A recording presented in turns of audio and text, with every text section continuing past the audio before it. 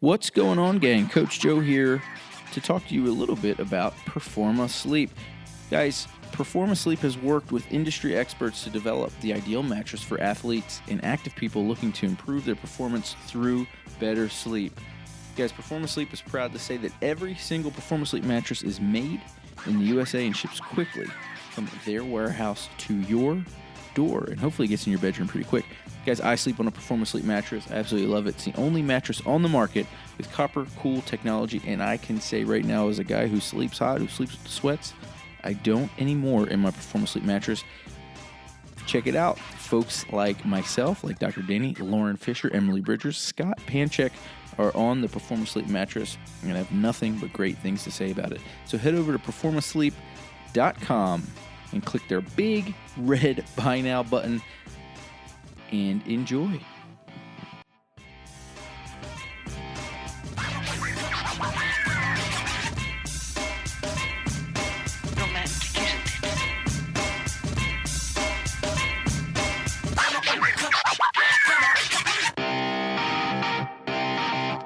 What's up, guys? Doc and Jock podcast back again. It's me, Doc Danny. The other guy is Coach Joe. And tonight we get into a special topic, and it's training when you're pregnant, which is something that Joe and I have, neither one of us has ever done, but Nope. We have impregnated 2 women on 5 separate occasions. Nice. Not each other's. Not each other's. Yeah, that's right. The same women. So we're kind of experts in the topic, apparently.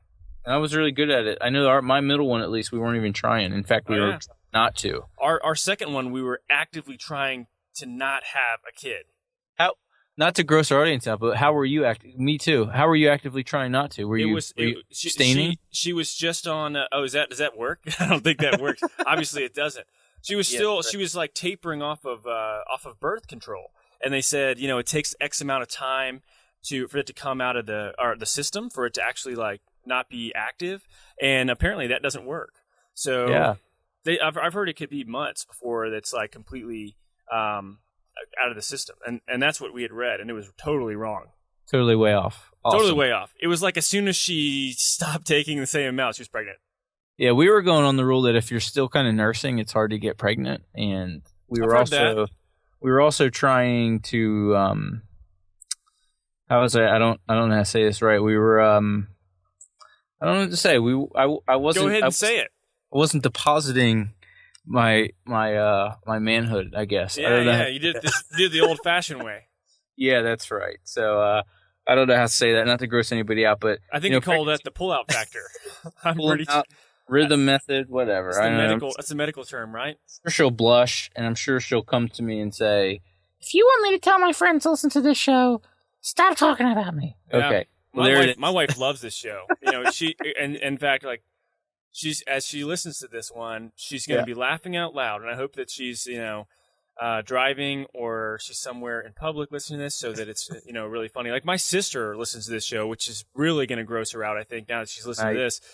But my sister is a nurse, and she says she has like headphones in, and she's like walking around on the floor, checking on her patients and giving them medicine, and randomly she'll just start like laughing out loud, and no one will know why. She's laughing, and it's because you and I said something stupid on the podcast, and she just laughs out loud. Well, it'll be great, because what Eliza's actually been asking us to do a pregnancy episode, or to get someone who's pregnant to talk about it. So I think this would be cool. So I'm just going to tell her we did the pregnancy episode. You should check it out. Well, it's up. Yeah, and you should listen to it. Oh no, we got some good information. We're bullshitting right now, but but the thing is, just because Joe and I have Special Forces sperm, we no longer do, because we both have been, vasectomized. But at one time we did, and we were really we were young, we were vital, we were eating paleo, we were working out. I mean, super potent. What's funny too, at 808 when we were there, and kudos to the gang at 808 for going to the games again. That's right. Yeah. So fired up to all the teams. Some of our past other guests. Who else we got? Emily Bridgers, Ben Smith. Emily Bridgers crushed. They both won their Atlantic region. So fired up, you guys. Good luck at the games. But at 808, Elise did a hell of a job pushing the paleo prescription. And, our facility, people were always getting pregnant. And it was the same story that you heard from Rob Wolf. If you listen to some of the episodes of Paleo Solution and in his podcast, he talks about how people were getting pregnant all the time there. Really? Yeah. It's. I mean, I never really put it together, man. I didn't think that was contributing factor. We got a product, and Chris Kresser is not endorsing the podcast, but if he wants to because of this, we got his healthy baby code deal, Yeah. Mm-hmm. and a lot of that traditional diet stuff to help put a woman in a place to get pregnant or to keep the baby healthy while she is pregnant, and then to even eat while she's nursing the baby to make them healthier. A lot of that's paleo prescription stuff and traditional diet stuff. So it's neat stuff. It's amazing how healthy you can be when you eat real food.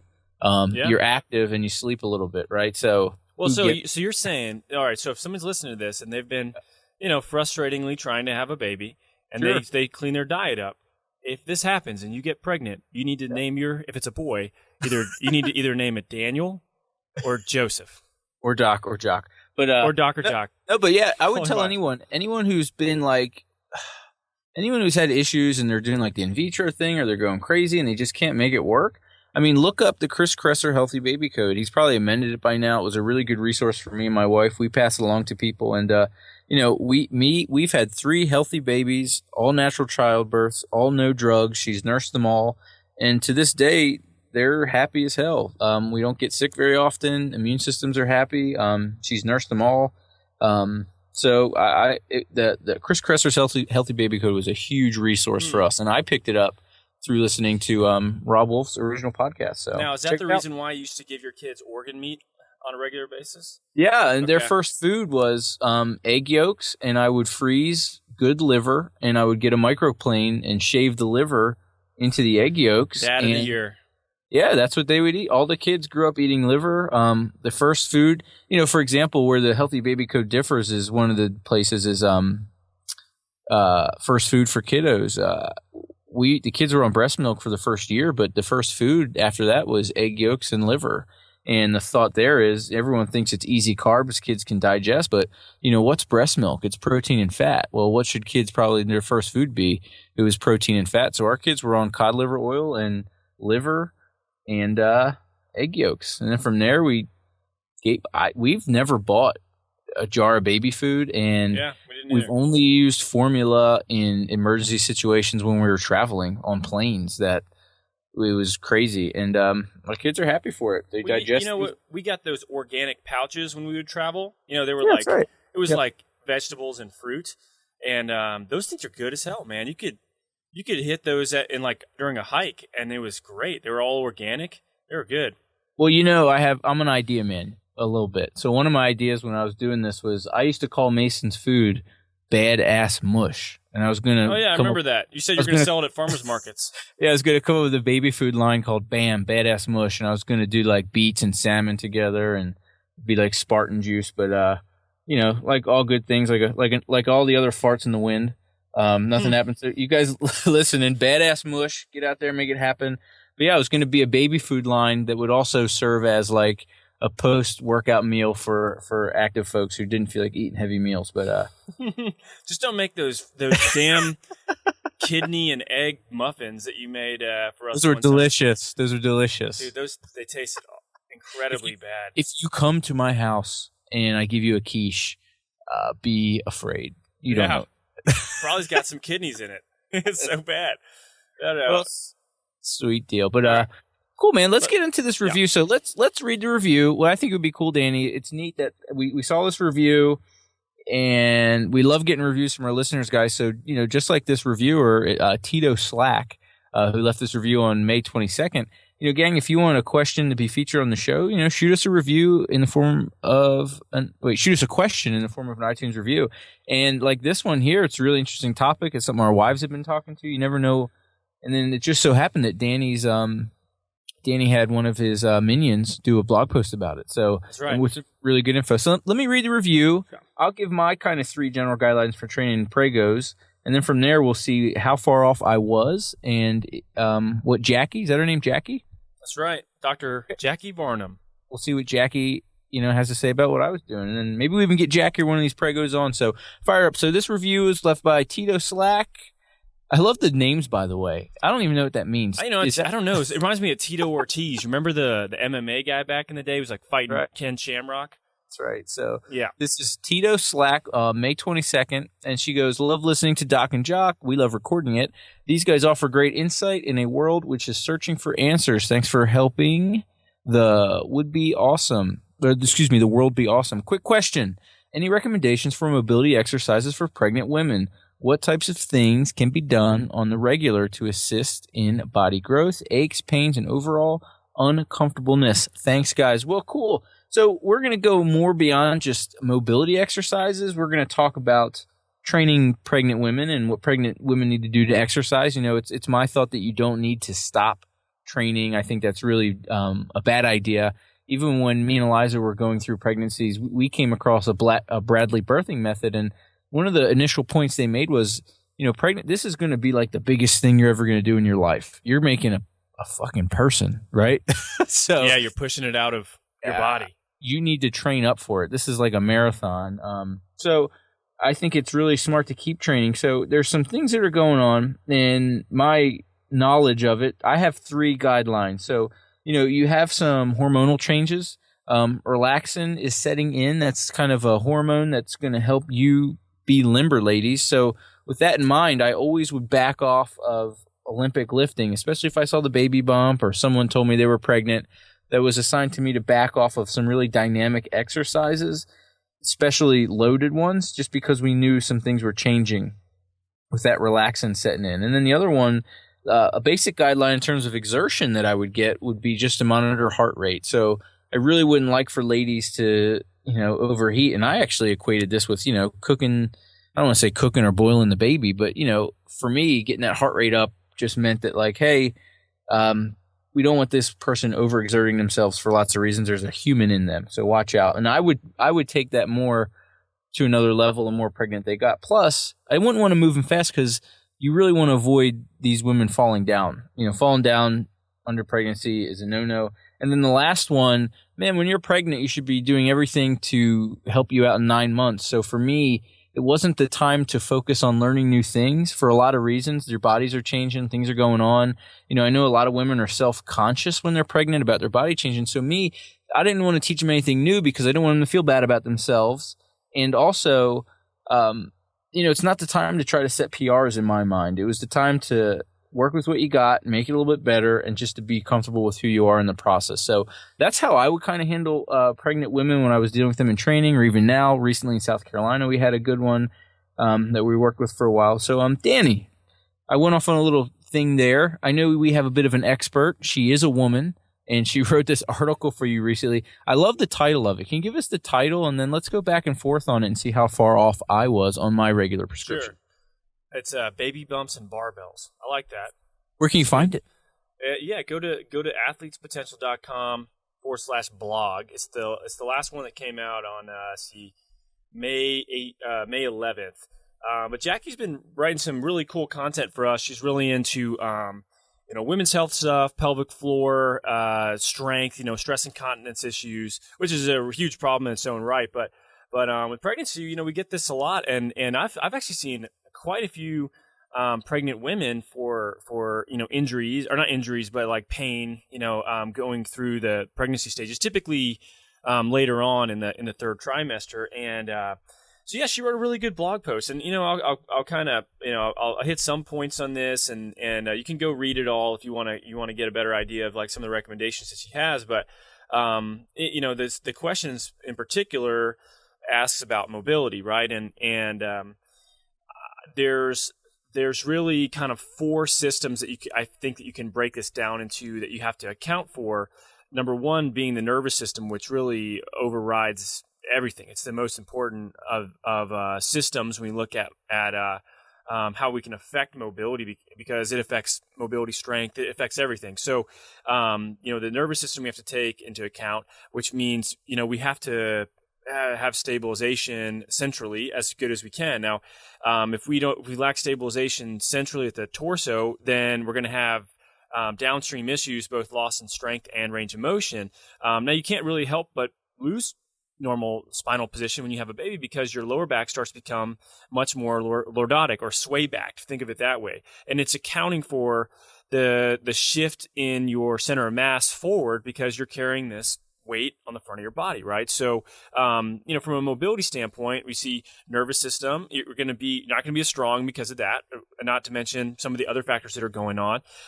But then we have the joints, and we have fascia, and we have muscle dynamics. Okay, so the one big thing that we want pregnant women to stay away from is joint distractions. And the reason why is exactly what Joe said. It's the hormone relaxin, and relaxin is a hormone that's released that helps with mobility of the joints, in particular to help the pelvis be more mobile as it opens for birth canal. And it helps with the birthing process.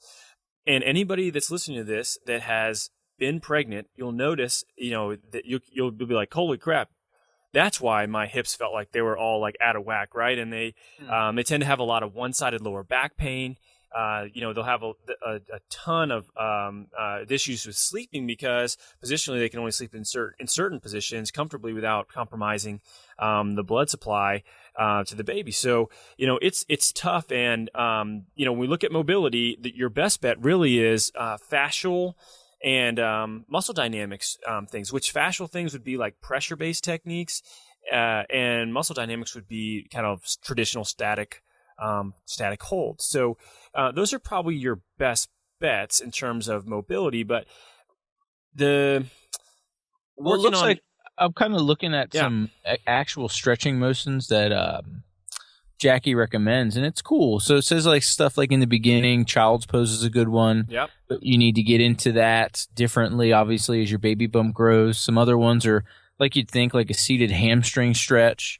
You want to keep your hip flexors loose. Cat-cow stuff. Cat-cow and those kind of positions were always good. I mean, when Eliza even while Eliza was contracting or she was having pains leading up to the actual delivery, that was one that would always that would relieve some pain. And also, from what I remember from the Bradley stuff, that was a good one to keep the kiddo in the right position so the kid wouldn't invert or do some weird stuff in the belly. So I guess some other ones she recommends are pigeon and deep squatting. And to me, those things just talk about, keeping the hips and, the pelvic floor happy, which I think are big deals. Yeah, and leading up to this. The other big thing that you can see as kind of a pattern in some of these exercises is that, she recommends things that are putting the lower back into like a pseudo flexion position. Yep. Like for instance, the child's pose and then a deep squat. We're getting flexion in a back that's typically pushed into extension, right? So you're walking around all the time with this really arched back because you're compensating for this extra weight that's on the front of you. And the lower back is a huge area of symptoms for the pregnant population. So those are great ones to work on. And then some simple pressure-based stuff is really good too. You just have to be careful that you're not going bananas, like crushing your hip with something so hard that it's going to cause you to tense up and hold your breath. And you want to take the intensity down somewhat whenever you do this stuff. But from a standpoint of the most common issue that we're going to see, which is lower back pain, in particular one-sided lower back pain, there's a couple areas that you're really going to want to focus on, and that is your QL, so the lower back on the side. And you can do this in a sideline position, so you're not laying on your back. And you don't want to lay on your back if you are pregnant because you can compromise blood supply, downstream because of the weight of the baby sitting on the abdominal aorta, which is big blood supply to the lower extremity that goes through the abdomen.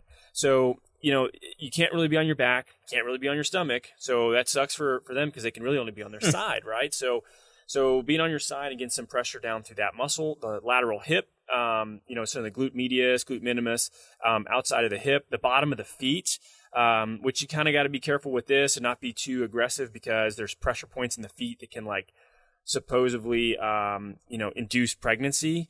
Although it didn't work, and my wife is begging me to induce pregnancy by pressing on her feet, and that didn't work. She's like, it's funny you bring up feet because I remember with Mason the first time we had Mason, when Eliza was pregnant with Mason, Eliza's ankles swelled up. Yeah. Towards the end, and we took a picture of them, and then someone said, looks like Eliza's about to have Mason.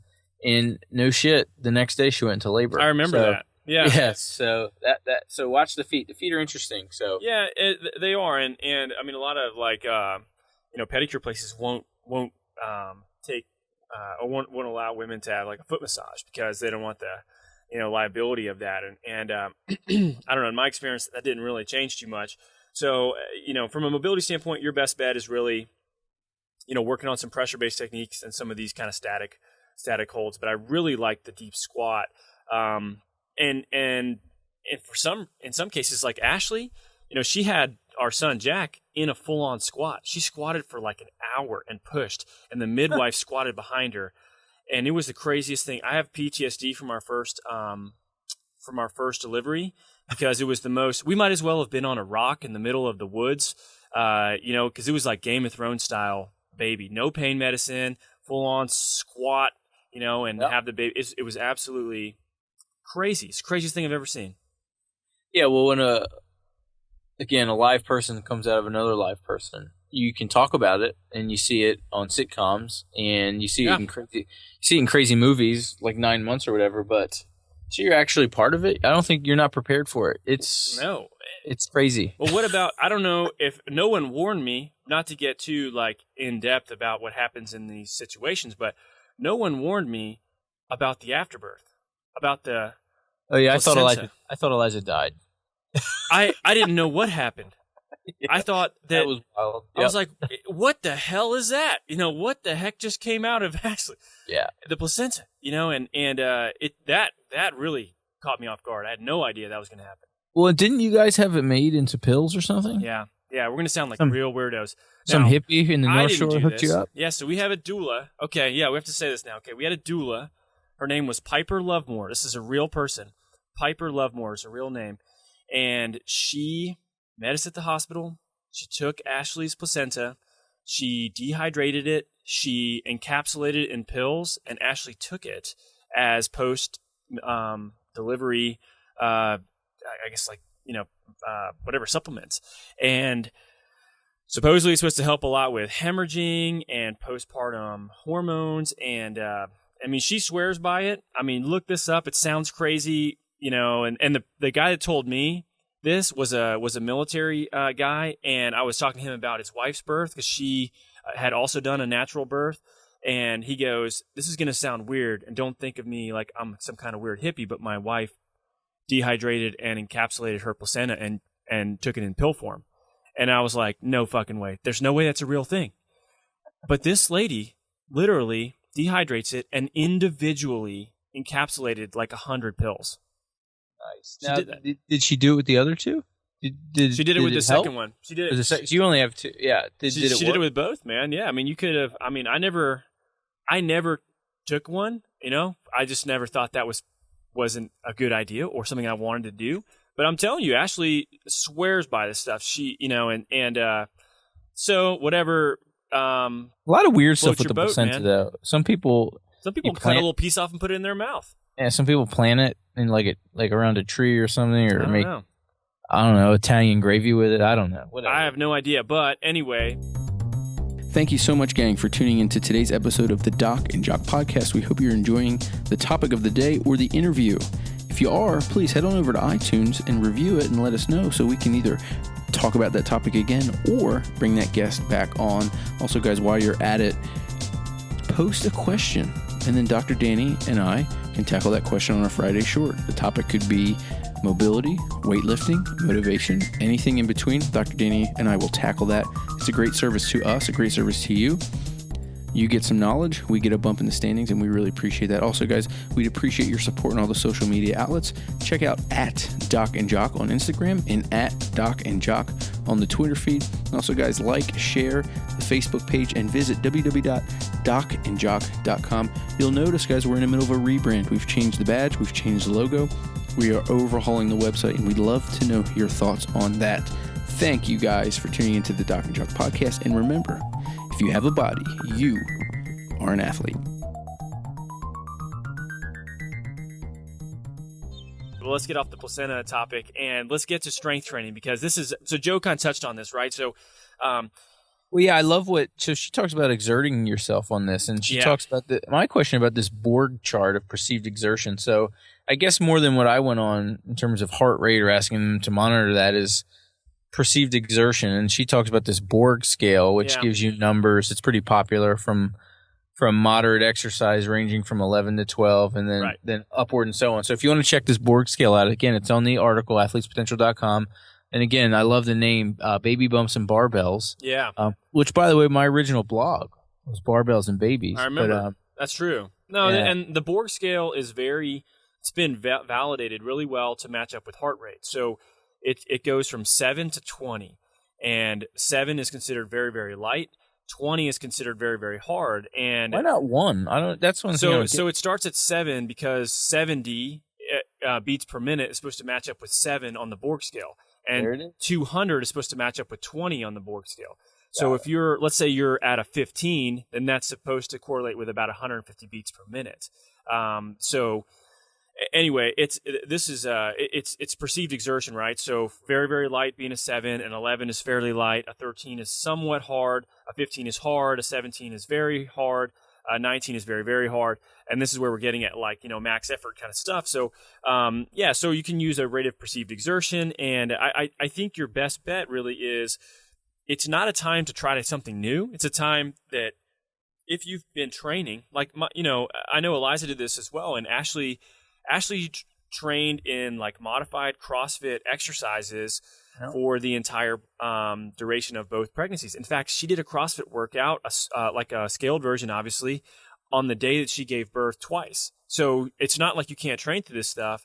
And not only that, she bounced back really fast because she was so much stronger. And she had a healthy pregnancy. Some people don't have this option. Maybe they're on bed rest for a long time. Sure. Maybe they have some kind of other issue related to that doesn't allow them to train. But if you can, our guidelines are really keep doing what you're doing. If you're a runner and you're used to running and your body's used to that stimulus and is efficient at that stimulus, you can run through your whole pregnancy, unless your doctor tells you otherwise. But there's no reason why you shouldn't. It's not an excuse to sit on the couch and just get really deconditioned, because you are going to have a harder time getting through pregnancy, number one, and also afterward getting back into physical activity. You're going to have a hard time. Yeah, that's right. And it's cool what she says, even for folks who are not really active, you need to start. And she gives a great recommendation of, you should be looking for 20 minutes of some type of moderate intensity every day.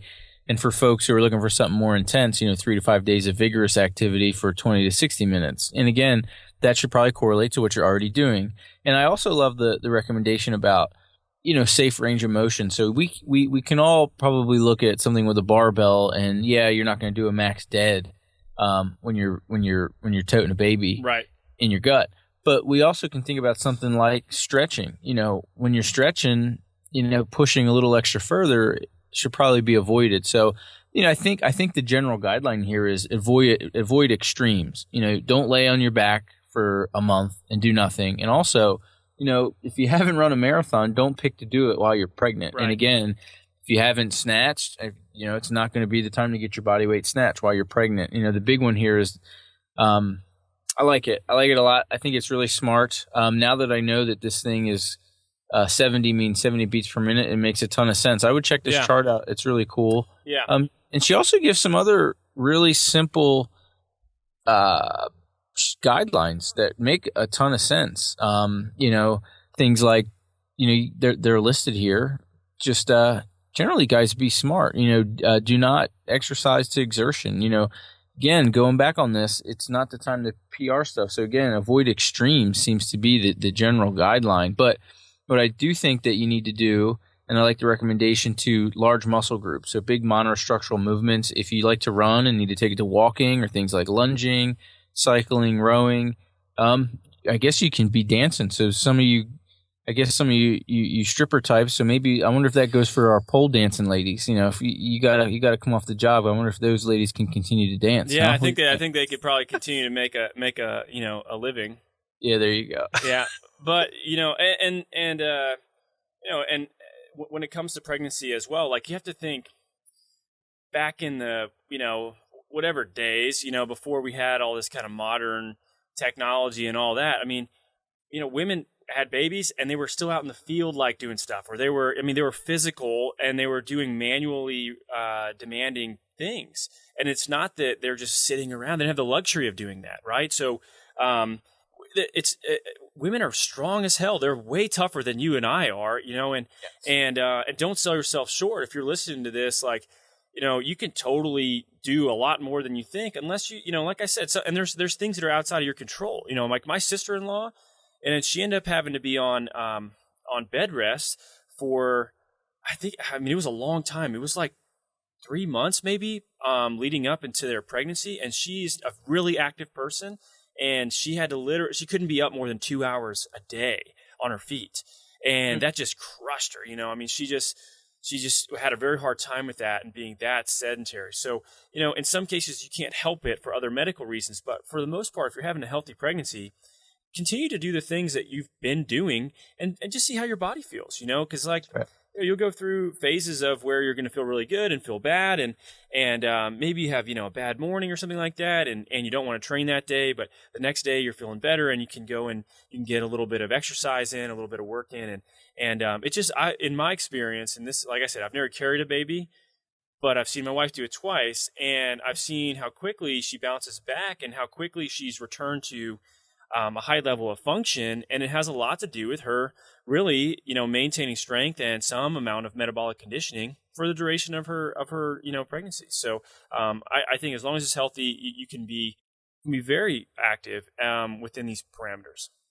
Well, and I loved also too about targeting certain things in your strength program, pregnant ladies, that are going to probably change. So, Jackie does a good job of listing this in terms of your upper body is going to change, and that T-spine is going to get a little goofy, and the hamstrings and the glutes are going to get a little wonky on you. So targeting posterior chain drills and also focusing on some upper body work that's going to help maintain good posture. So I'd imagine even maybe some TRX stuff or your crossover symmetry stuff to keep your T-spine happy and keep you stronger posteriorly in the upper body and shoulders, along with, getting into some lunges, maybe some deadlifts or some hamstring variations, because those things are going to change. So we don't want them to change for the worst. So focus on that. Hey, it's a great write-up. She does a really good job. And it's an important topic. It's from a girl. Has she made babies? No. Okay. She has not that I know of. Okay. I am 99% sure no. But the other thing that I would say that once you get to the end of your pregnancy, it's really, really common to have these one-sided lower back issues, in particular with sleeping, in particular with standing for a long period of time. And if you have those, there are a couple options you have. So number one, they have these pregnancy pillows, bed pillows. They're like these big body pillows. And man, those things really are helpful because you can really only sleep on your side well. If you have some support on your side with these big pillows, it does help a lot to offload the pelvis because you can wedge the pillow between your knees and it takes some of the pressure off the pelvis. The other thing that I've actually had a lot of success with, and at this point, this is not a randomized clinical trial. This is just, anecdotal, my own experience. And it's, not a huge number of pregnancies that I've dealt with this issue going towards the end. But, at this point, I've had probably 10 or 12 females that have come in to see me for one-sided lower back pain that is just, there's nothing they can do about it. It just keeps getting re-aggravated, and they're trying to stay active. And something that they respond really well to in a less aggressive manner is dry needling, and dry needling to some very specific areas in the hip, and in many cases the QL on one side, and not an aggressive variation where we're trying to really just elicit a bunch of twitch releases. But I had an athlete just recently. She was a regionals competitor, CrossFit athlete, and she kept having back pain trying to train. I'd see her, we'd work on her back. She'd train for 2 weeks. Her back would start to bother her for about 10, 12 days. I'd see her out on the 14th day and do it again, and she'd be good to go. And she did that all the way until she had her baby for about the last month. So there's options out there. You don't have to just just deal with some of these issues. But if you decide to go that route, make sure you go to somebody that's very competent in what they're doing, because you don't want them messing around with the wrong places and maybe inducing something you're not trying to induce.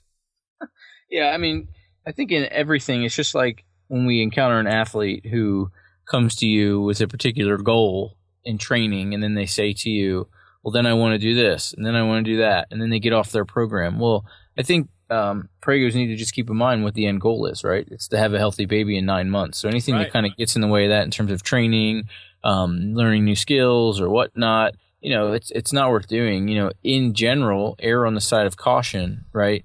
For you, you're probably going to get just as much out of, walking 60 minutes up a low grade hill as you will, trying to do hill sprints, right? So, just watch yourself, be careful, and, don't stop, keep moving. It's important. It's important just to continue to be a human when you're making a human, right? Yeah. And I tell you, one of the best ways to combat that increase in laxity is really strength. You're controlling it. We talked about this in the hypermobility podcast, and something like for instance, box squats are a perfect example of something really stable. Yep. You have a supported bottom position. You can go really slow. You can really load posterior chain. You can work on maintaining as neutral of a position as possible in your torso, and you can keep your legs really strong because you're carrying extra weight around. And you can't get away from that. I mean, a healthy weight gain, I've always been told like 20 to 30 pounds, somewhere in that range, right? And that's a lot. In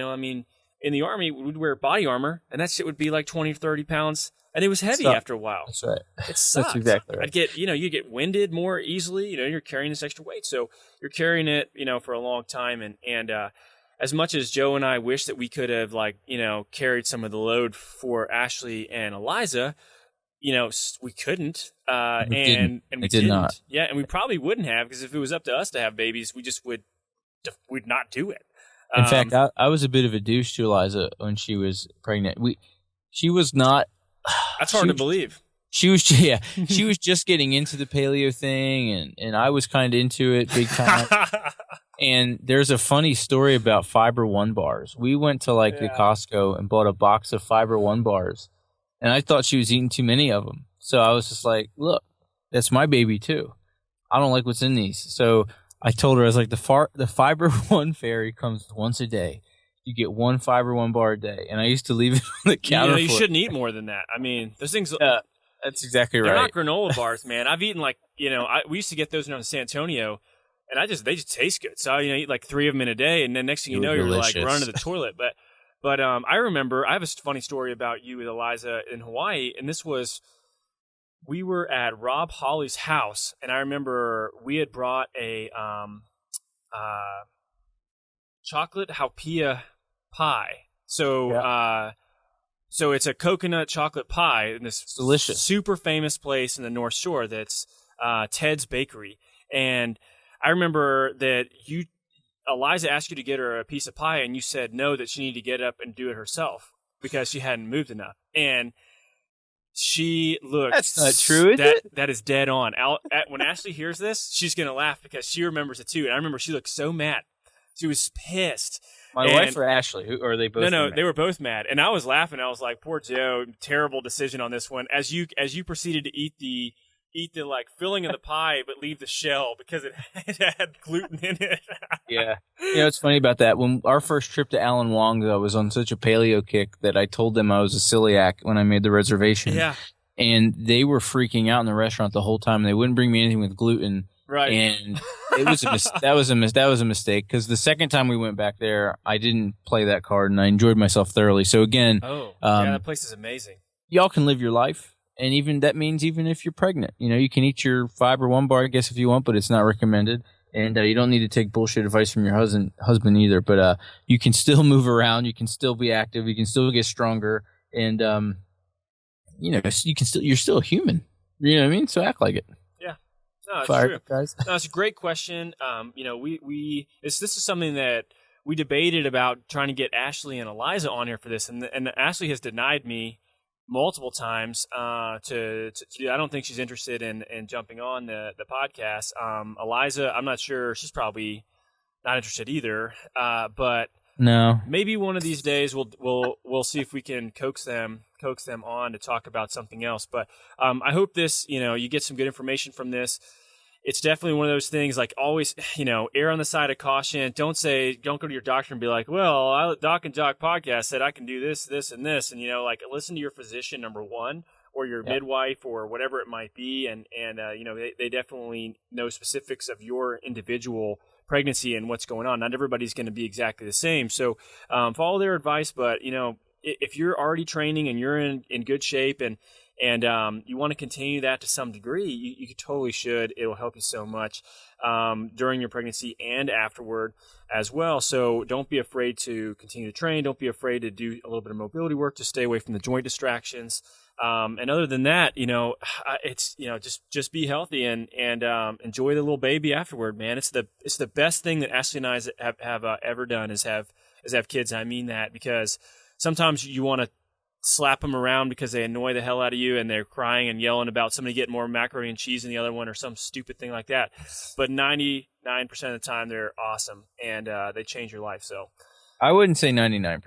87%. 89%. Yeah. 89%. It depends on their stage of life. Very cool. Yeah. Well, maybe with this one, if you have rather than if you have a body, you're an athlete. If you're growing a body in your body, you're an athlete. Yeah, that's a weird one. If you're growing a body in your body, you're an athlete. You're an athlete. Thanks a lot, gang. Thanks.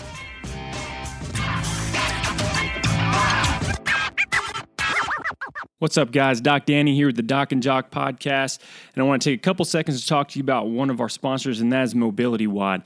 If you don't know what Mobility WOD is, then you need to go check them out, because it's something that's dramatically changed the way that I work with people, the way that people treat themselves, and the way that we share information about the human body and be able to perform basic human maintenance on your body. And what does that mean? That means learn how to chip away at these little problems that we all develop every day so that they don't become a big problem that eventually you have to see someone like me for or have surgery for.